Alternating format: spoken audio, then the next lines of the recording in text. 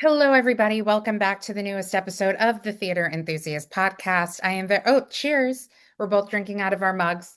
Clink. Cheers. She has a Hollywood mug. I have my Hot Priest mug that says Neil on the back.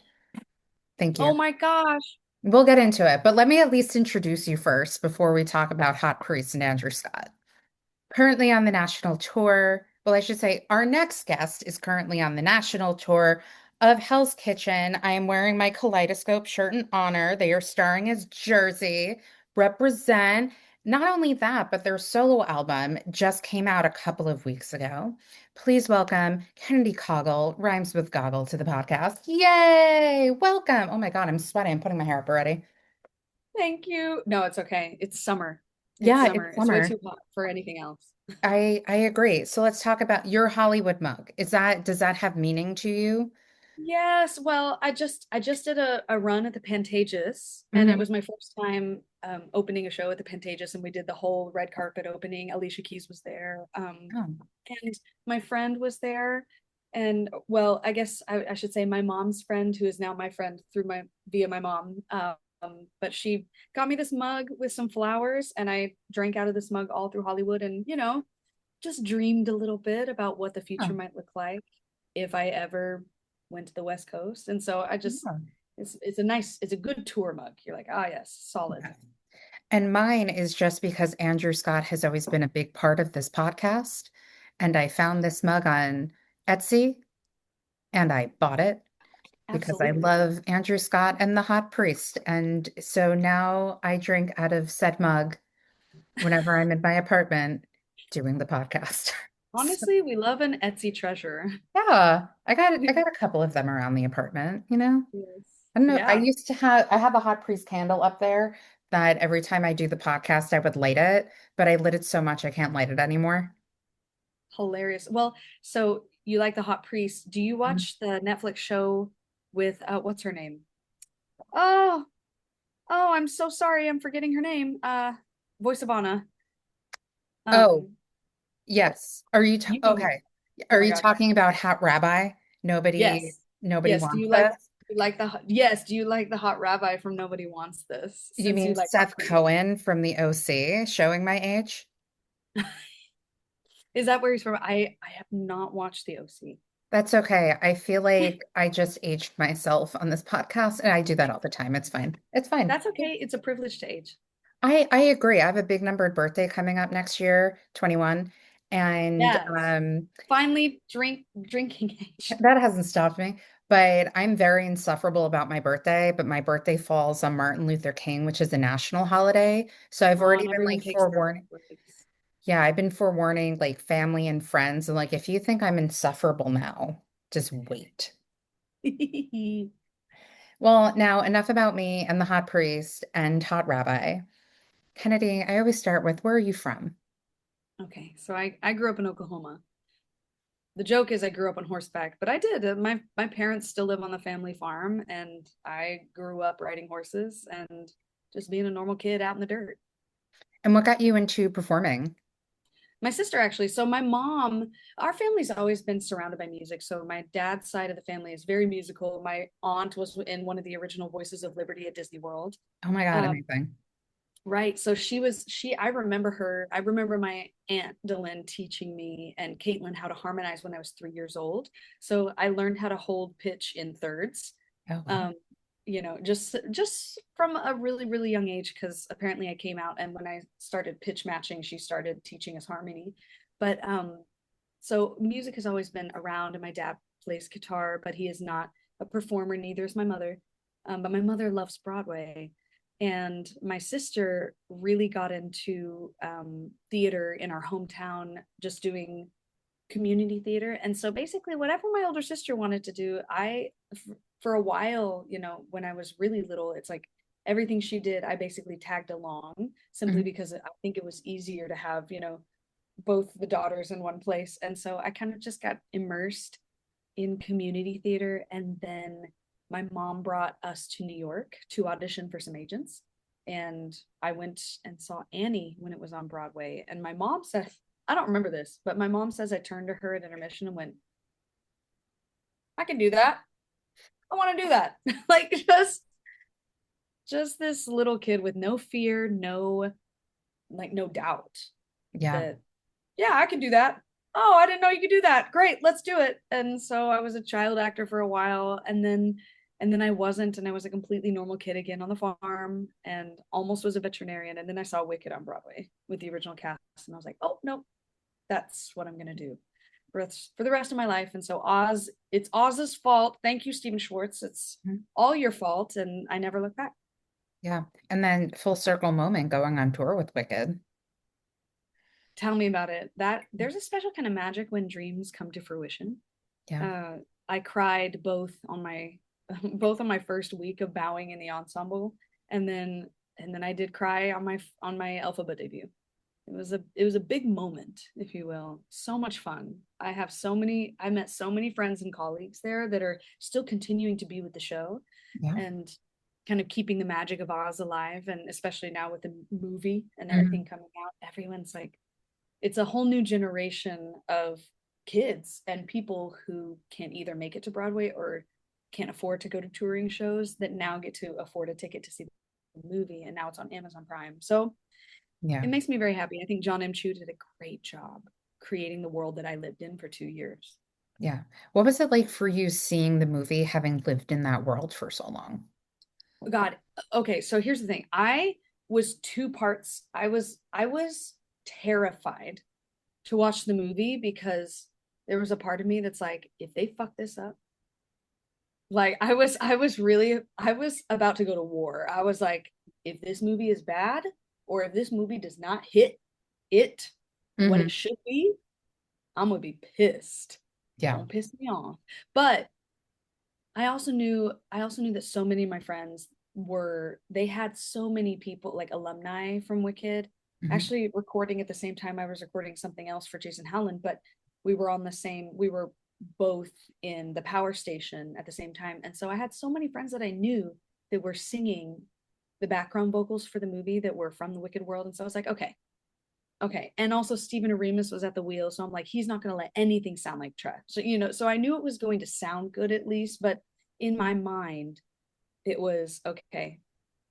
How are the sets going to look? How are the costumes going to look? Are they completely changing it? Because if it ain't broke, if you must do something with it, enhance what already is incredible about the show, which is exactly what John Chu did. And the opening sequence of it, like when it transports you over the rainbow, over the waterfall, the flying monkeys, the like it's the original opening, Yeah. that whole the dun dun dun dun dun dun bum, bum, bum, bum, when usually it's the time clock dragon that moves. Hmm. I just thought like it was so beautifully done because it literally just grabs you and pulls you into the world Yeah. that I lived in for 2 years, and I wept like a baby because I said, oh, they did it. They did it right. Like just from that sequence alone. I also loved what they did with Dancing Through Life. Hmm. I thought Ariana Grande was phenomenal. We all knew Cynthia Erivo would sing down. Hmm. Um, but I was just like that especially that first movie was just so meticulously well done, and I'm so grateful for it because like there's so many of us that hold this show so dear. Yeah. So I thought they really did a good job. Yeah. And I think it's also not just the people who are in the show, but it's also fans of the show who feel the same way. I mean, I'm a particular way too. If there's like a musical I really love or they turn into, I'm just very like, please don't fuck it up. I want to enjoy it. I don't want Yeah. this. I don't want that. I mean, even if it's like a book to screen adaptation, like I felt Mm-hmm. that way about Daisy Jones and the Six and Yes. Yes. Conversations with Friends. And I thought they did a very good job on both of them. Good. So, yeah, Yeah. but Oh, that's and just, also like the wildest part was I think I was doing Frozen mhm.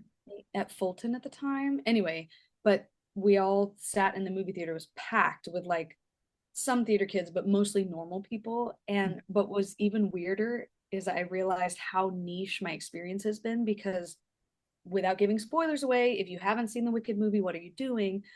But just whenever whenever the cameos of special guests would arrive, Hmm. and I'm not just talking about like Kristen and Nadina. Like we Yeah. all knew that was going to happen, but like Chris and other people that if you've worked in the show as long as I have, like you know the creatives on the original show, and when they have their cameos, I literally went, I was like, like it was just me doing that noise and everyone like turning and looking at me like, why is this girl going nuts? I'm like, that's the writer of the music, that's the writer of the book. Like Yeah. it was really, really fun Yeah. that was a really fun surprise. You should have just been like after a movie, guys. I know these people. I worked on Wicked. Thanks. Like, no Never. big Oh my deal. Yeah. gosh. I'd be like, Just like, I mean, in a couple of years when they turn Hell's Kitchen into a movie, you're just gonna be like, guys, I know Alicia Keys personally. Don't like dude, NBD. don't even talk about, I've been like manifesting that. I'm like, oh, when they need a jersey for the movie, Hmm. Well, we please. can do that. So I always say on this podcast, we like to manifest things. And I always use two examples. One of them is me saying for years how ragtime needs to be at Lincoln Center with Joshua Henry and Brandon Uranowitz, and that's happening. And then I had Yep. somebody on years ago, and they said one of their dreams is to do Shakespeare in the Park. And then Mm, a few days, like a year later, like around the time their podcast episode came out, they yeah. announced the cast of that Shakespeare in the Park that summer, and they were cast in it. Dude, So we like to manifest on this podcast. I love that. Because So, speaking Matt, of, yeah, Jersey movie of Hell's Kitchen. I think yes, because I think a movie of Hell's Kitchen, it would be so amazing because you could really expound Hmm. on the relationships and the scene work if they Yeah. did it in a movie. Because like, musicals, they have to keep moving, Yeah. you know. So Hmm. I would really love to do that. I think that would be really fun. Yeah, I mean, we'll definitely get into Hell's Kitchen because I know that, again, I wasn't there all the time, but I worked Hell's Kitchen enough to like know the show fairly well. Yes. And I did tell people that out of all of the shows that I do merchandise at, Hell's Kitchen is probably like the only cast album I go back to and listen to. And I mean, Yeah. that's also like me working at Hamilton, but like I would, Wow. Okay. yeah, I would, I mean, you can't, I really love Kaleidoscope. I love The River. Yeah. Like those, yeah. Those Yeah. are, Her as new I'm in my songs. Kaleidoscope shirt. That's Yes. why I also like, it's like, I just need that shirt. I love that song. So, I yeah. love it. Me too. I think the new songs that she wrote for Yeah. the show are just Hmm. stunners, bangers, if you Yeah. will. And I also just really love seeing what Jersey does with Pawn It All, which I'm still waiting for like a bootleg video of you doing it, I but know that they're out there, Allison. I know that they're out possibly there pending. because in every show, I'm not joking when I say in every show, You I see see it. the little reflectors of the one, two, three Hmm. somewhere in the audience. Audience, Hmm. send me the bootlegs for my grandchildren, please. Yeah. I will, Send me them. I let's talk know that about there's theater about etiquette for a 150 second. of them. Yeah, I only want to say this because now that I have like my microphone, like my podcast, what is your take? Because I saw Rocky Horror yesterday and Mhm. somebody in front, and it rained when we were going to the theater, but somebody for the entire show had their shoes off. Uh, did it smell? No, but it was odd.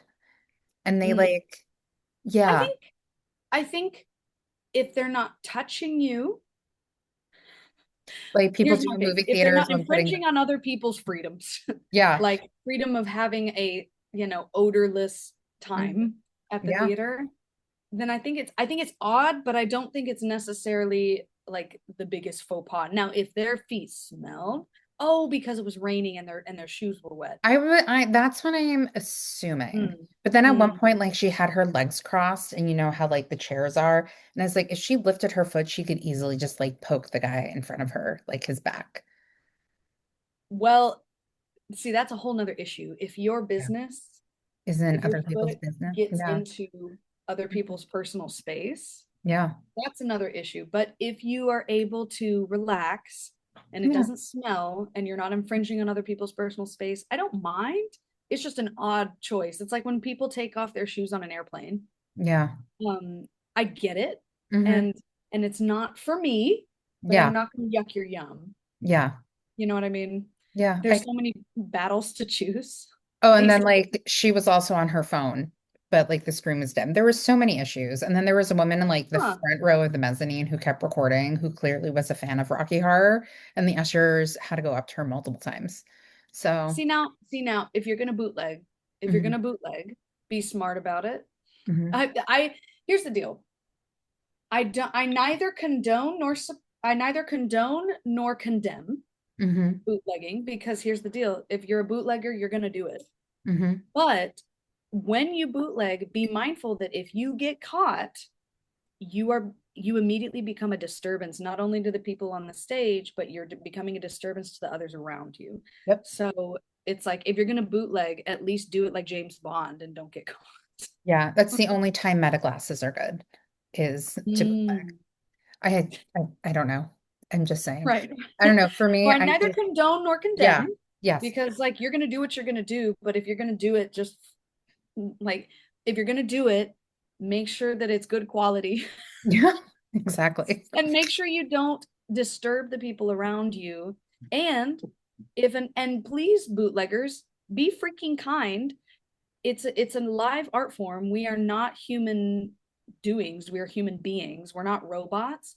And if you happen to catch a moment that is less than favorable upon that actor, whether they crack or whether they miss a riff Hmm. or whether whether it sounds like they're straining because let's see, it's like Sunday night on a 5 show weekend at the end of 8 show weeks, and you catch a forble, make sure like don't just post that for likes and clicks because this is somebody's livelihood and it was never meant to live forever. Like Yeah. mistakes like in live theater are never, that's the beauty of live theater. Like you get to witness a mistake that's very human, but Hmm. when it's on the internet for everyone to see, it can be very embarrassing. So like at least use good judgment and be a good human being, and at least ask the actor's permission Yeah. before, like let the actor see it and approve before you post. That's the one thing is like when people be posting bootlegs of people like sounding or looking like trash, and I know that that actor had no say whatsoever, just be respectful. That's the thing is like be kind and be respectful, bare minimum for life. Have people And asked anyway, you before they posted something? yeah, some people they're Oh. like, some people have sent it to me, they're like, here's this. Also it's like I know that there's a whole trading thing, but Hmm. again, be very mindful when you're I don't know the world. This is what I've heard through super fans, but when you're trading, just know that like you're not just trading a bootleg of an art form in a video medium when it was never meant to be experienced that way, so know that you're also trading somebody's what's the word, oh, English, sorry, more coffee, hang on a sec. It's okay. I don't speak English that well and I'm fluent in it, so I got it. Right, you're trading somebody's first impression of a show, of an actor performance in a medium that was never meant to be experienced like that. That's why I love like the Hamilton and Hadestown live capture, Hmm. because they have formatted it to be, you kind of in the you experience the show in a video medium because it's supposed to be, they Yeah. take and they give you close-ups and they give you a semblance of what it's like to be in the theater, if you will. But bootlegs don't do that. So just be mindful that if you catch something that's less than favorable, even when trading to get something you really want, Hmm. know that if you trade away something that puts somebody in a less than favorable light, that's selfish. Hmm. That's really selfish. And you should not do that. Like that's what I feel. It's like I don't mind bootlegging as long as there is a code of honor to it. Yeah. You know I what I feel like mean? those who have been in the game of the bootleg for a while understand that. Yes. Yes. Okay, so one of my favorite all-time musicals, and as I sit here with the coffee table book underneath my computer, is Yeah. Natasha Pierre and the Great Comet of 1812. Let's talk about it. Yeah, tell me, just go. Just tell me everything because I know you did it on Broadway, you did it at I never say it correctly. Somewhere in Pittsburgh, PCLO. Oh, PCLO. Yes. Yeah. So that was my Broadway debut. Yeah. That's And why we're talking about it, girl. yeah, so that I came off of Wicked, Hmm. and about a week and a half later, I had an audition to go in for an immediate replacement, a medical leave replacement, because they had some people get hurt. And luckily, I had seen one of the previews with my mom because my mom loves Broadway. So Hmm. I had seen a preview, so I kind of had an idea, sort of, but I mean, I'd only seen it once, and it's a show that, like, if you see the show in the Broadway Inception and the tent. I did not do the tent version. I came in a month after Broadway opening, but if you have when you were seeing the show, you really needed to see the show multiple times because there were so many different things. It was literally a theater in the round.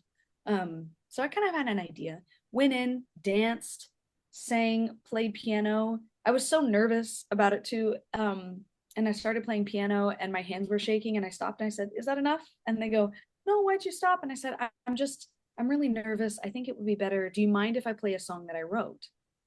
Not realizing that the show was made of actor, musician, composers. So I didn't realize that that was the right thing to say. And I just played something that I wrote in high school and it went off without a hitch because it's something that I wrote and I intimately know.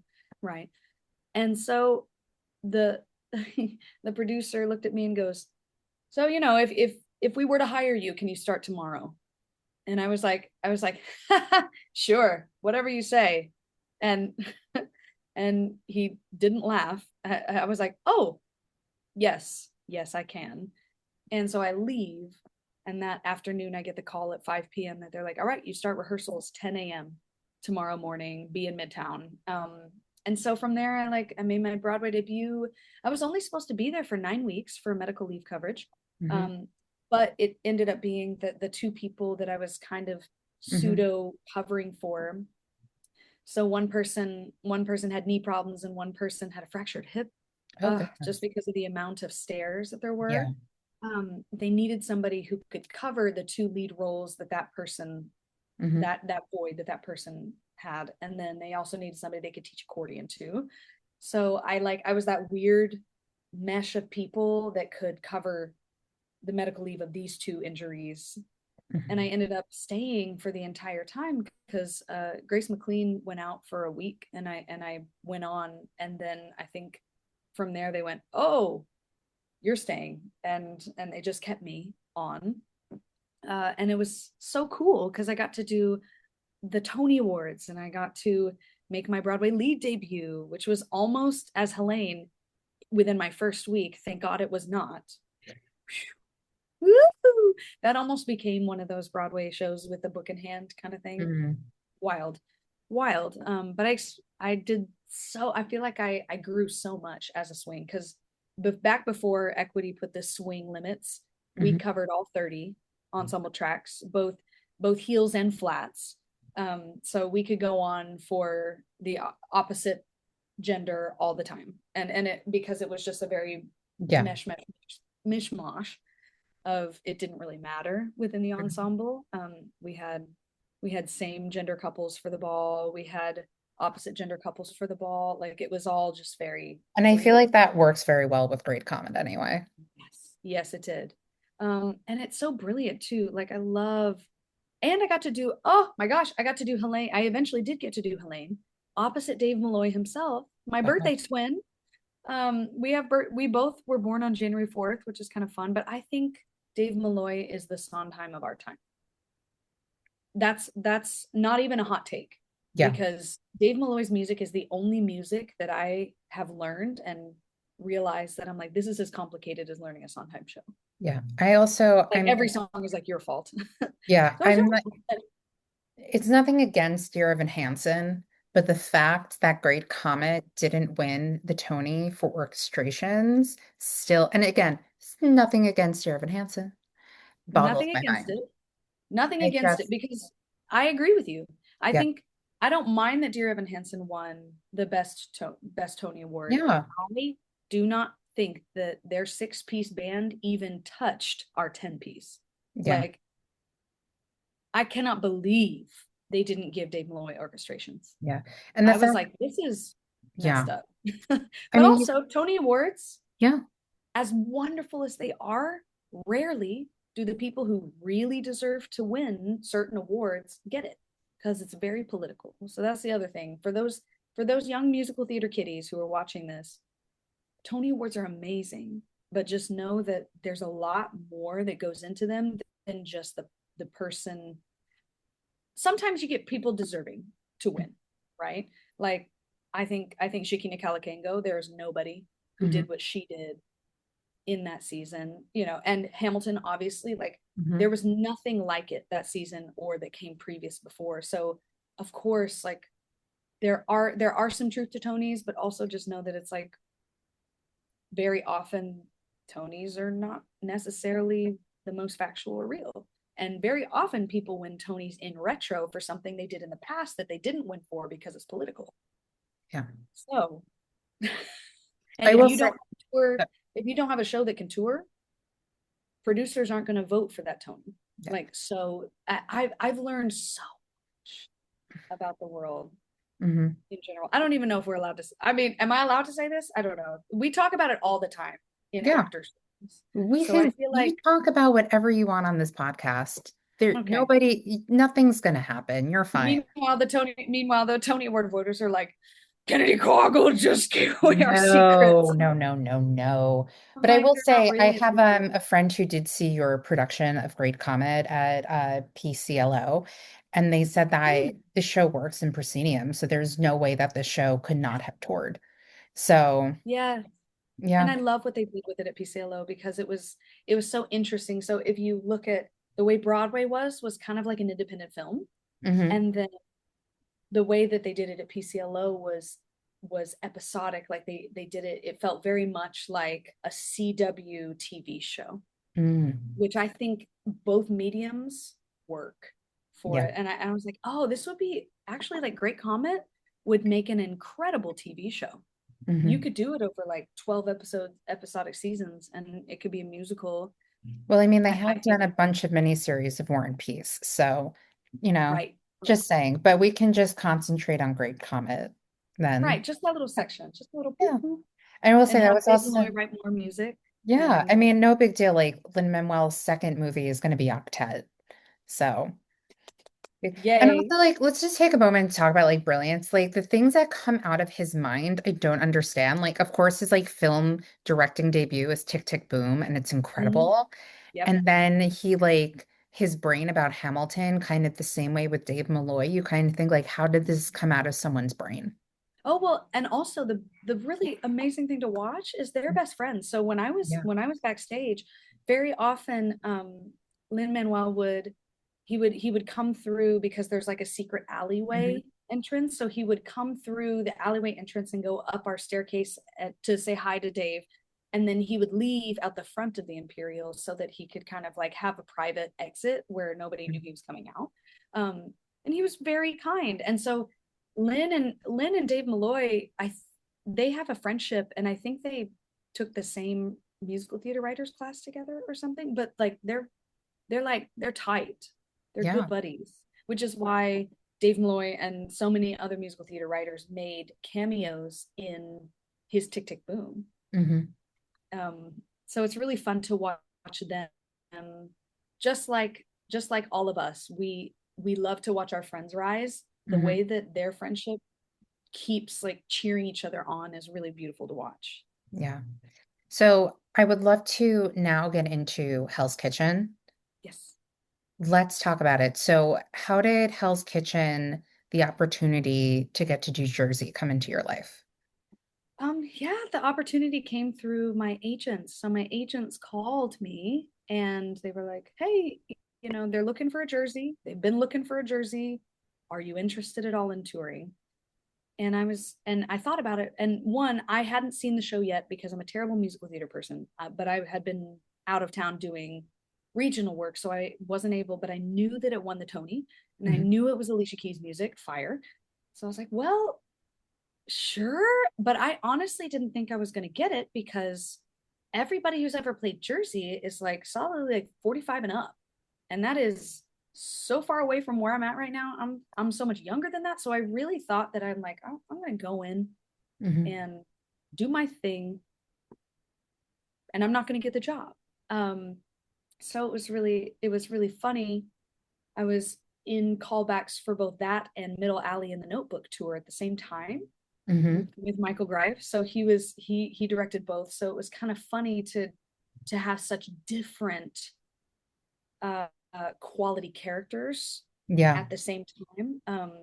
And and anyway, so I went in at the public, and Alicia Keys was in the room, and I sang and I did my thing, and she worked with me, and she was like, "Oh, that's great. You have a great instrument. Let's play." And so we did, and we worked. I was actually really ill though. I was very sick when doing it. And so the next day my agent calls and says, "Hey, it's good to know that you were like we let them know that you were ill that day. This is very unorthodox, but Alicia Keys is still in the city and was wondering if you had time for a private work session." And so I went into the city, and I sang one more time at Open Jar Studios with everybody. So it was like Adam Blackstone was there, Tom Kitt was there, Alicia was there, and I just like sang again for them and performed. And this is a testament to, if something's meant for you, it will be yours, and it will not pass you by. I was very relaxed in the room because I was like, well, I this is me, and I'm surprised that I made it this far, simply because I didn't think I was right for the role. Jersey is very different from who Kennedy is at the core. Um, but I sang, I did my thing, and they ended up, it was really funny because in the room they were like, well, can you be louder on those low notes? And I said, funny story, I'm not actually an alto, I'm a soprano. And when I'm sick, like I am now, I'm on steroids. The first thing to go are those low notes. And I was like, but I could do it in a higher key. And she was like, you can't? Can you do the whistle tone in the higher key? I said, yeah, no problem. And she was like, she turned to Tom and she's like, can we do that? And Tom's like, I don't see why not. So we didn't end up doing it in a higher key during that final callback, but I ended up getting the role. And then later they tested me on the key. So I actually do pawn it a half step up Hmm. from the original, because that's easier for me and my instrument. So they've been really wonderful in the way that they've kind of been willing to tailor it to my instrument, Yeah. which is really awesome. That's wonderful. And, like I've said to you two, three times already, having officially met you in person last week and all this, having known the show and working on it and seeing who has played Jersey before, I was very curious to see who the Broadway replacements were going to be and then who they were going to get for the national tour because it's a very specific type of vocal. And when they Yes. cast you, I was like, that makes sense to me. So, Oh, a yeah. lot of alpha buzz. Yes, honestly, yeah. And wannabe alphabas, Yeah. yeah, a lot of Yeah. alphabas. It's really interesting too. You see like certain people play the same type of role, but then they're also playing the other similar types of roles. Yep. But It's like Alphabet, Elsa, Jenna. What else? There's other ones like Alphabet, Elsa, Jenna, Jersey, Jersey. Like Jersey, Alphabet, Elsa, Jenna, Jersey. Like the pipeline yeah, is very steep and slick. yeah, Easy to very whoop. much so. Yeah. So they also, before we get into your album, you also just got announced, and we Yes. did talk about it a little before podcast. You are going to be in Todrick Hall's new musical Midnight, which I know you Yes. can't tell Yes. us too much about, but Right. it's very exciting that you're doing it. Brand new musical. And we talked about it a little beforehand. What is the scheduling going to be like for you? And also, what is it like to work on a new musical by Todrick, who's like very well known and it's just like, I guess kind Right. of like I don't know if he dances, but I think he does. multi-hyphenate in some, Multifaceted, yeah, like talented. multi-hyphenate. Yeah. Just like Yeah. also a really great creative mind as well. And Yeah. just like when I met him, like officially just like super genuinely lovely. Yes. Very sweet, very kind, very much a champion. And Yeah. I honestly didn't know if it would work out, but Todrick is very specific with exactly what he wants with Hmm. his projects. And the beautiful thing is, both him and Hell's Kitchen have been very very kind to each other in allowing me to be able to do both. Hmm. So the way it's going to work is there's going, buckle up everybody for the next month and 2 months. For the next 2 months, I'm essentially going to be bopping back and forth and doing two shows at once. It'll be a very interesting chapter in my memoir. Hmm. Um, but I'm very excited. So I'm learning the music right now while I'm out here on the road with Hell's Kitchen. And then I'm taking my vacation in Tucson, and we have a 2-week layoff. So I have 3 weeks off in August, but not really a vacation for me. I'm just going to be going to New York and learning the role and beginning tech. And then I'm going to be coming back out on the road. And I think there are dates in both Grand Rapids and dates in Toronto, the first week of Toronto, where I will be flying back and forth doing a half week of previews to kind of put me into the show. And then in Toronto, I'm going to open Toronto for the first week and fly back, and then open it in New York City, and then fly back to Toronto, finish my Hell's Kitchen contract October 11th, and then I'll fly back to New York and take over the role full time. I believe they have a standby for me. I don't know much because I haven't been there to meet everybody, Hmm. but the music that I've heard both from the audition and from their social media and from what I'm learning, it's gorgeous. So it's like if Hamilton and Great Comet had a baby, essentially. Oh, yeah. It's very cool, and it's very interesting to be working on two full shows at once. But Hmm. we do this all the time as actors, right? Like Yeah. a lot of people in Broadway will be doing that, and then during the day we'll be doing a workshop, Hmm. and they'll be learning a whole new show. So we've done it before, but this one in particular, doing two shows that are not in the same city is kind of a bonkers wild ride. So stay tuned. Hmm. I'm a If you want to stay up to date, follow me on social media. So Instagram specifically at Kennedy Caughell. I'm about to post today a graphic that, Hmm. and follow my channel, because my channel will have updates of what city I'm in that day, whether I'm in or out of the show. If I'm out of the show, then there will be a new post. You can assume that I'm in, unless I post on that channel that I'm like, hey, I'm taking a break. So yeah, follow me on Instagram, and I have a graphic that'll tell you all the dates. So if you're specifically looking for me to catch me in one of these, Hmm. then make sure that you get a show on one of those dates. And but also just know that even if it doesn't work out timing wise, go see Midnight, go see Hell's Kitchen, because I promise you, even if I'm not in the show, you're going to have a great time. Yeah. Agreed. As somebody who was an understudy and standby cover for the first like beginning part of my career, Hmm. they're incredible.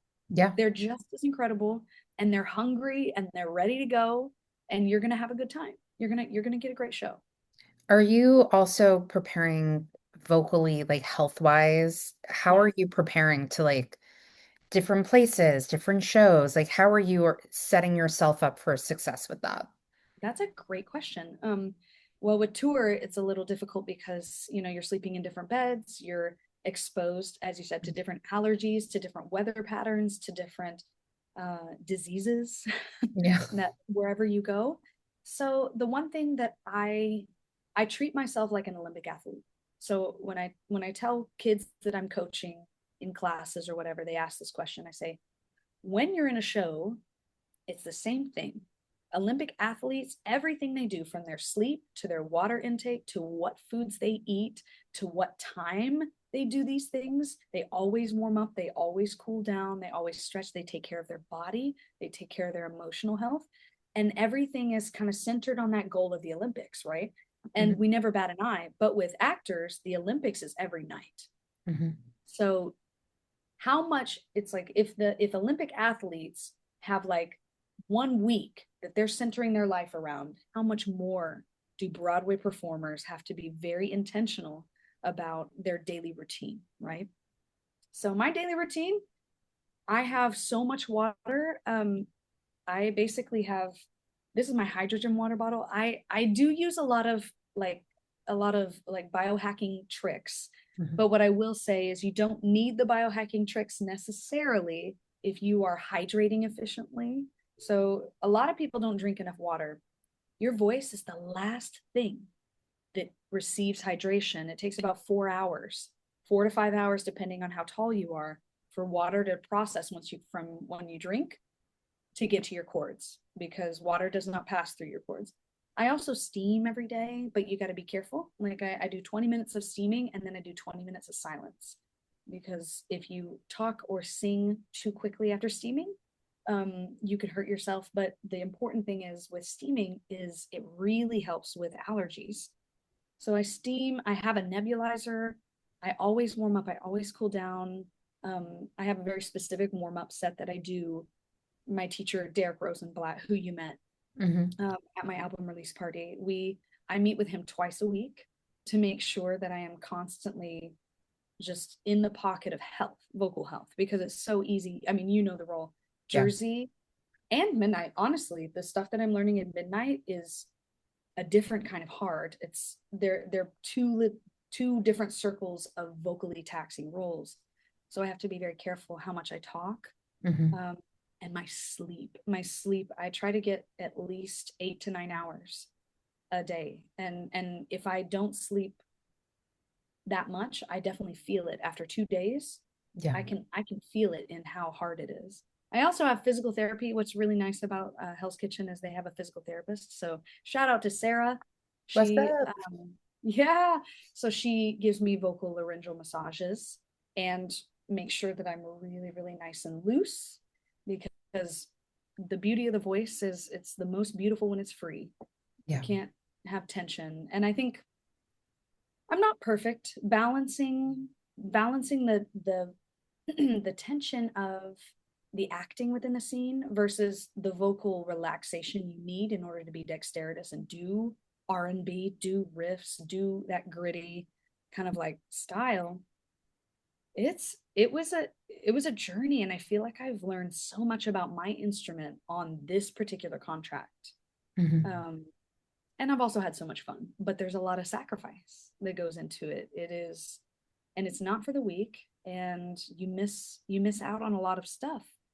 And not only do I miss out on personal life stuff like people's birthdays and weddings and stuff, but I miss out on a lot of stuff that my cast gets to do. Like they'll hang out at night after a show. I can't do that.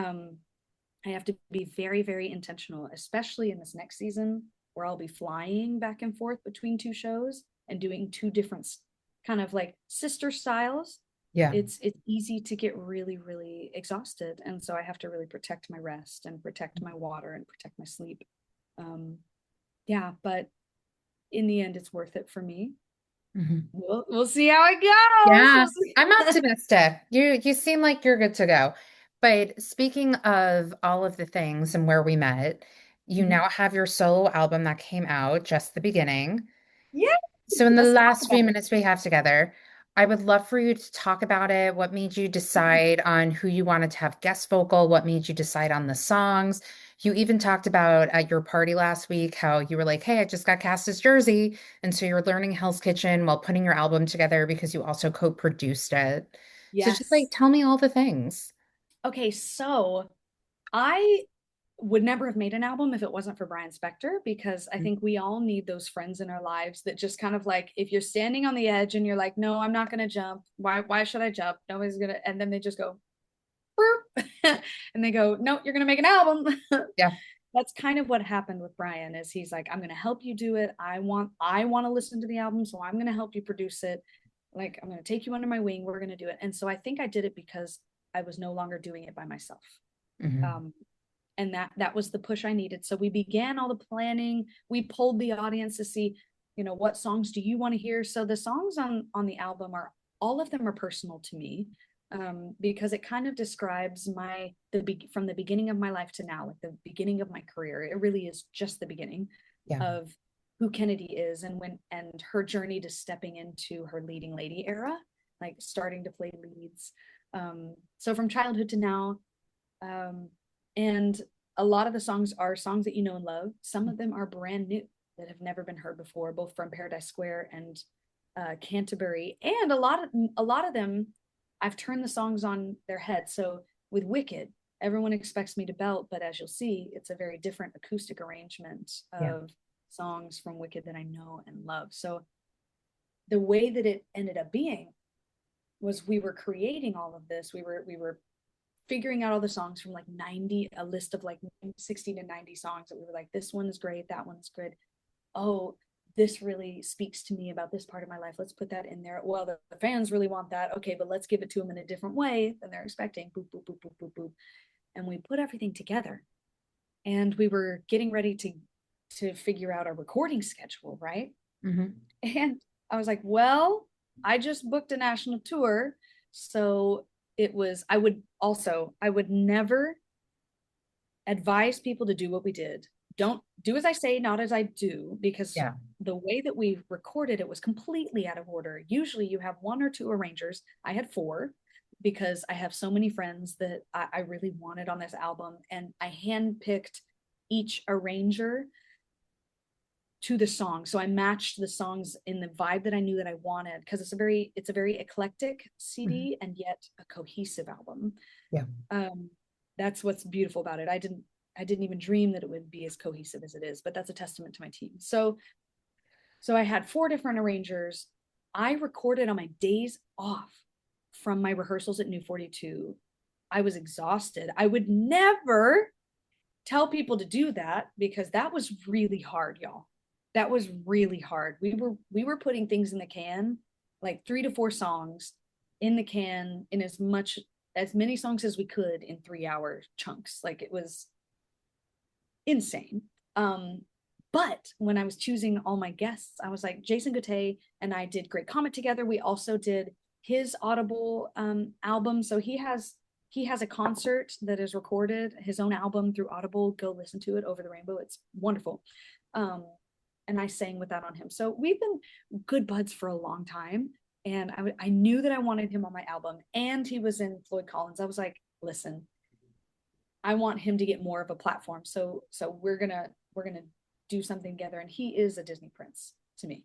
And so I was like, well, let's do At Last I See the Light from Rapunzel. It's one of my favorites. And honestly, it's my mother's Mm-hmm. favorite romantic Disney duet. So obviously, like whatever mama wants, mama gets. I'm happy to put her favorite songs on the album. So that was one of her favorites. So I was like, that's how we chose that Disney duet.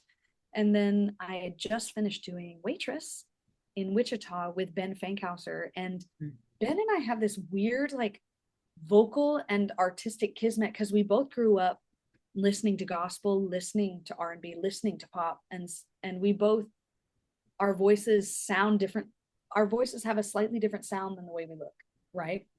And we would do this game in tech where we would throw in an extra riff just to throw it, just to like goose each other, because tech is long hours, right? And so we would try to make each other laugh and giggle. Well, one of these times we both did the exact same riff in tandem in harmony, without talking about it. And so we both tried to goose each other at the same time, and we both went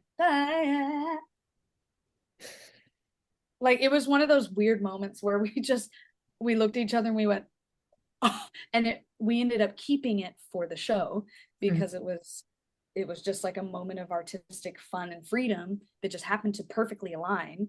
So I was like, I feel like I want to commemorate this moment when you find friendships that are also artistically just a beautiful match. I was like, all right, Ben, are you going to be on this album? And he said yes. And so Ben and I, we knew that we wanted to do Waitress, but I didn't want to do Bad Idea, but You Matter to Me, because everyone requested What Baking Can Do, and She Used to Be Mine. And I think those are beautiful songs, and I might do them in the future. Wink, wink, nudge, nudge.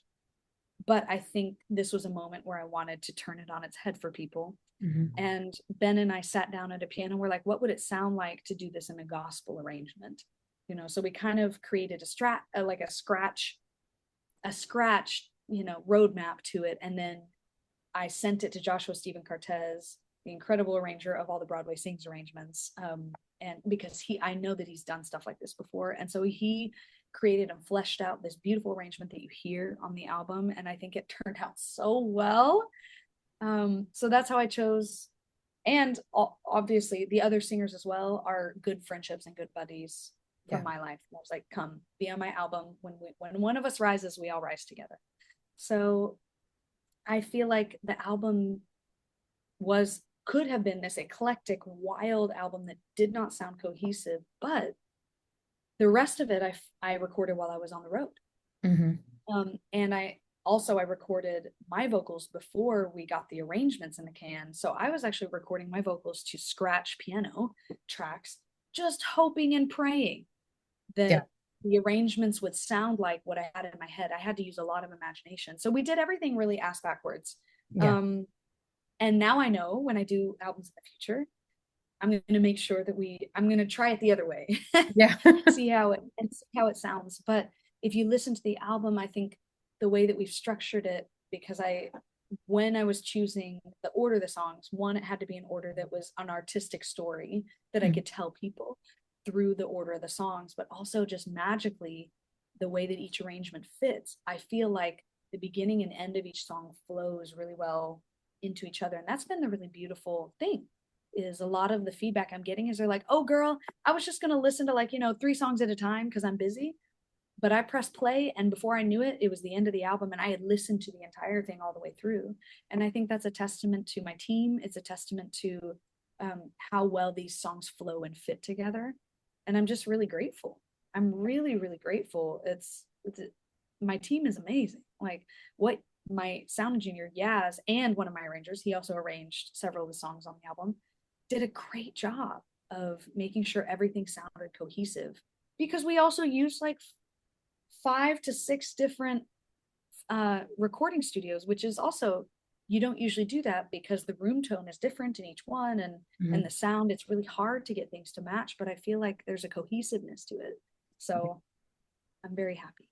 Yeah. Well, it's a wonderful album, so I'm very excited that, it's out and people can listen. Um, what what do you want to, what's your like dream roles or projects that you have, other side from, the Jersey and the Hell's Kitchen movie and doing like, Yes. your next album, just the start or in the midst of it, whatever you're going to Right. title it next. Yes. Well, I have so many. I'm an eclectic human being, as you will know from my album. There's a lot of different things that I do vocally, but also acting wise.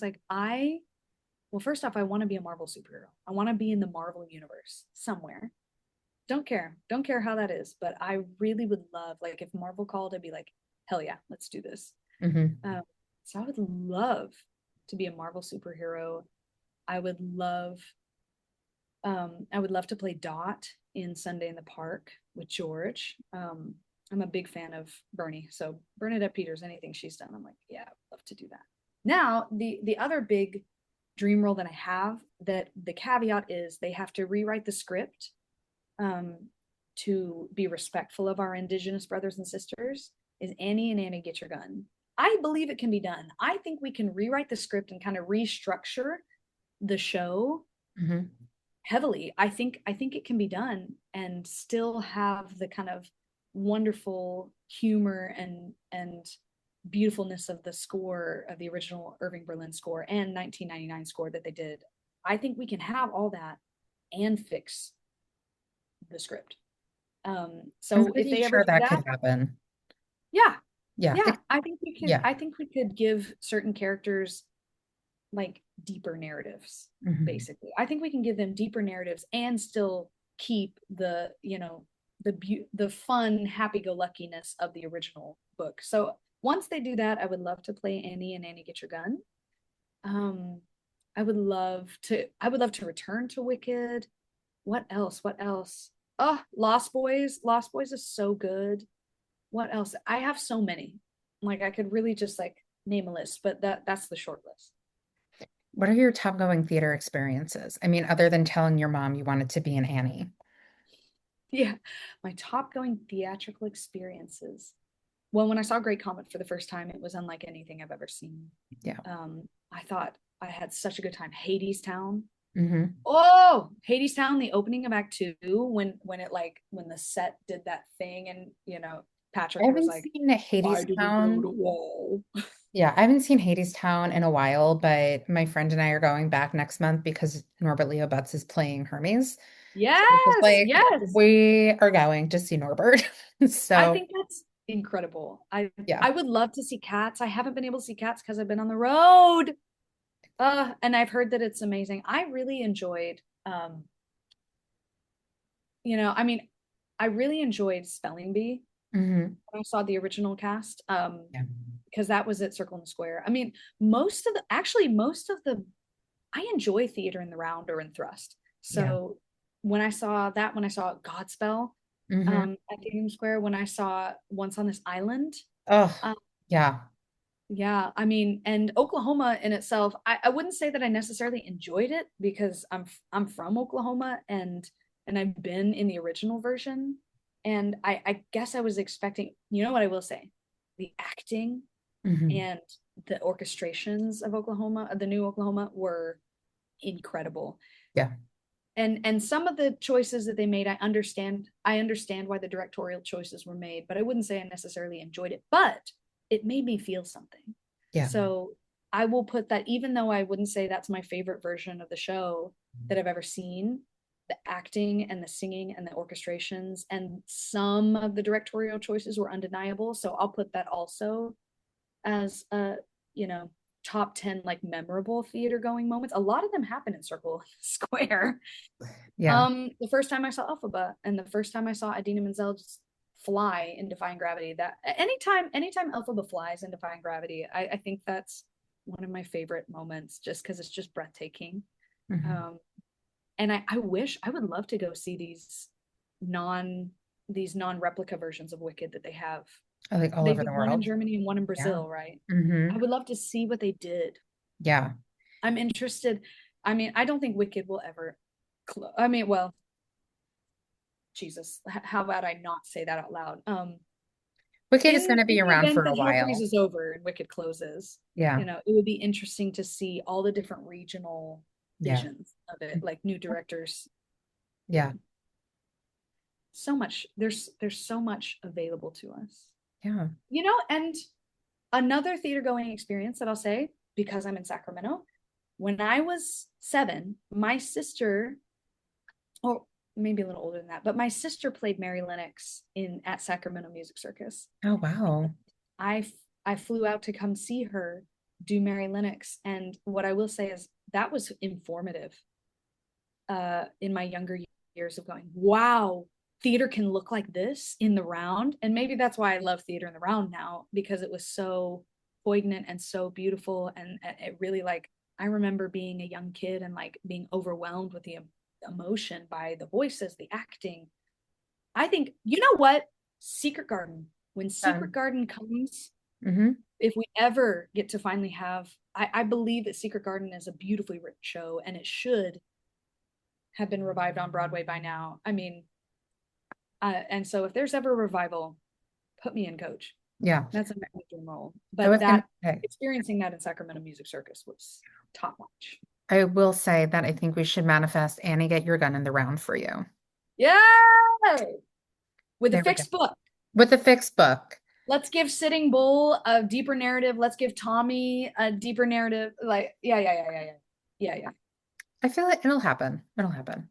Kennedy, before we end, is there anything you would like to add to the podcast? Anything you want to put out there aside from everybody should be listening to your album, just the Yes. beginning, and seeing Well, you in Hell's Kitchen and Midnight and look at your Instagram to know when you're going to be doing these shows? that's basically it is please if you haven't go listen to the album, DM me, tell me what you think. I honestly like it's been such a honor and a privilege to have people listen and be really beautifully affected by it. I hope that people feel joy.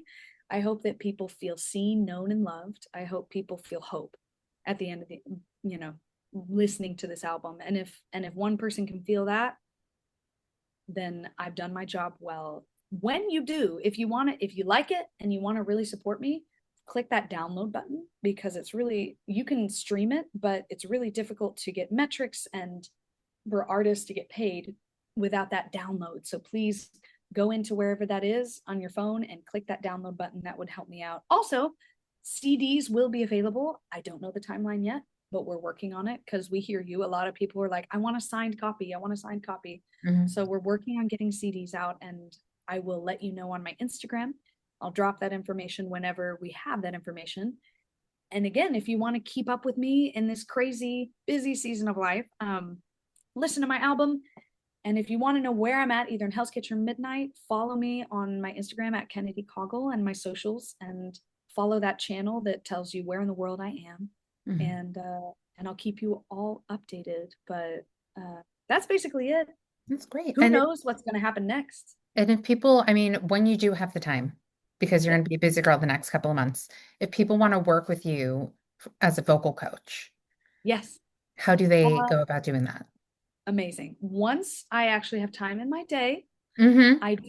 You can go through my Instagram. I have a link to my Calendly, and I do 30 to 50-minute coachings. And I also coach people on their self tapes. So both for theater and TV film. I've had many of my clients book TV film, That's great. just because it's nice to have Mm-hmm. a visual person. I'm very visual, and Yeah. so I kind of like to practice my director chops that way. And I love self tapes. So the art of self tapes and auditioning is fun for me. And it's like we were actually talking about this earlier, like the art of performing on a live stage, and the art, it's like the art of performing. So either on a live stage or TV film set, both of them have sister attributes that are very alike, but they're not exactly the same. Mm-hmm. So I would put the performing even, so bubble, bubble. And then I would put bubble, bubble over here of auditioning for TV film and auditioning for theater. They're they're both they're both very similar. And auditioning and performing, cousins. Mm-hmm. So we have sister, sister, sister, sister, and then cousins as a general. They're all kind of in the same realm, but there are different things that you need to be thinking about versus auditioning versus performing. So that's one of the things I really like to coach is auditioning, because I can make auditioning fun again and not scary Yeah. and not personal. That's the other thing. Is auditioning isn't personal, it's a numbers game. And there are ways that you can stack the deck in your favor, and you still may not get the job and do the best job of your life, but know that it's not personal. So I love to coach people. Hit me up if you want help. Most likely, I will not be able to coach you until I'm back in New York in midnight and not doing two shows at once. Yeah. But That's I what would I love said. to help. When your totes avail, reach out. Yes, Yeah. yes, please. When you're like, And I do answer my DMs. that's good. Like Because how many people do? DMing me, yeah, DM me, direct message me on my socials. It might take me a while, but I will hopefully get to them, because I do check on occasion the other folder, even if we're not following each other. So Yeah. it's a great way to reach out. That's great. Well, Kennedy, thank you so much for coming on. It was so delightful to chat with you. Everyone, please go listen to Kennedy's album, follow her socials so you know where she is in the world with her shows. And thank you all for listening.